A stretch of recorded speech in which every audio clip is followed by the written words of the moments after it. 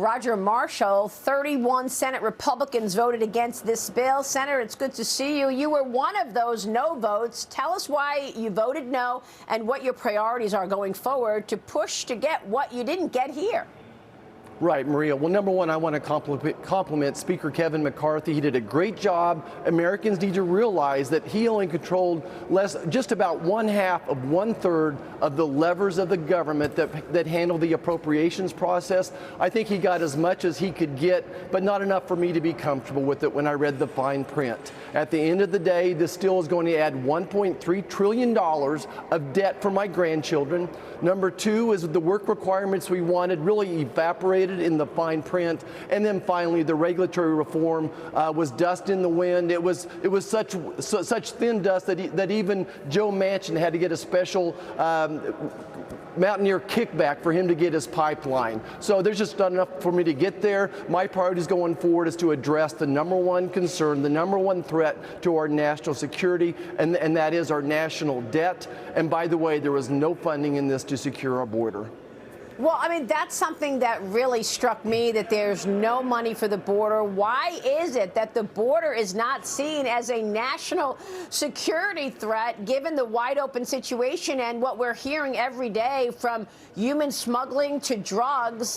Can you do anything about that? And then there's the IRS. Kevin McCarthy said that was going to be one of his big priorities, but we didn't rescind much of that $80 billion, did we? No, not much, not enough to make any type of difference. But again, everybody needs to understand is that Joe Biden wants an open border. He wants 10,000 people being apprehended every day. He wants 3,000 gotaways every day. That is his goal. That's what he wants. He wants us to be watching all these problems. Meanwhile, he's attacking our civil liberties as well. So they do have a master plan. It's tearing down our nation right now. I'm going to do everything I can to fight back against the national debt. We need to secure our borders, and we need to go back to and protect our basic civil liberties.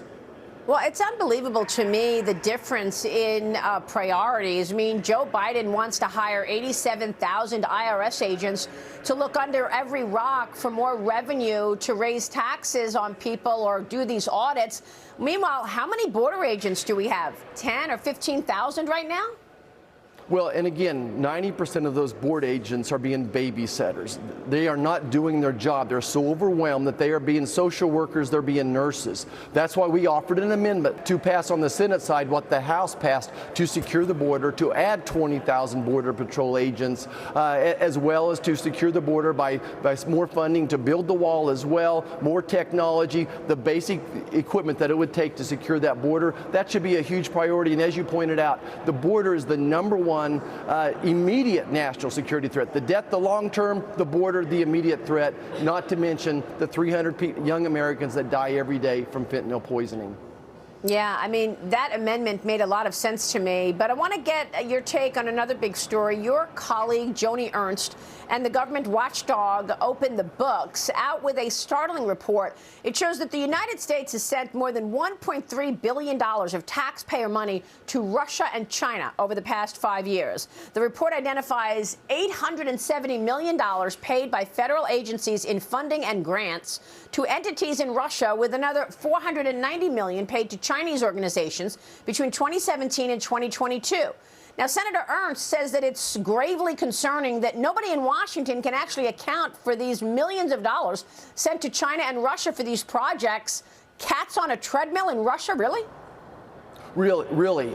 So compliments to Senator Ernst for doing a great job. Mike Gallagher on the House side, by the way, he'd be a great senator someday, for getting exposing this. This is the tip of the iceberg once again. We've been trying to follow the money. What Senator Ernst and Congressman Gallagher exposed is that the American government paid our adversaries $1.3 billion for studies, as you pointed out, cats on a treadmill. That the ultimate sin is funding the Wuhan Institute of Virology. This is, first of all, they used EcoHealth, which is out of compliance with other grants. This is where the COVID-19, the SARS-CoV-2 virus was made and most likely leaked as well, accidentally leaked, I'll add. So we're throwing money at people that basically killed over 1 million Americans, and we're doing more research, paying for more research on bat viruses in less than safe places. You can't make this up, Maria. I mean, it's unbelievable. And it even is worse than that, than the leak out of Wuhan. They covered it up, Senator, right? I mean, we can't even get an investigation into the Wuhan lab to find out exactly how it leaked. The Chinese Communist Party won't allow it.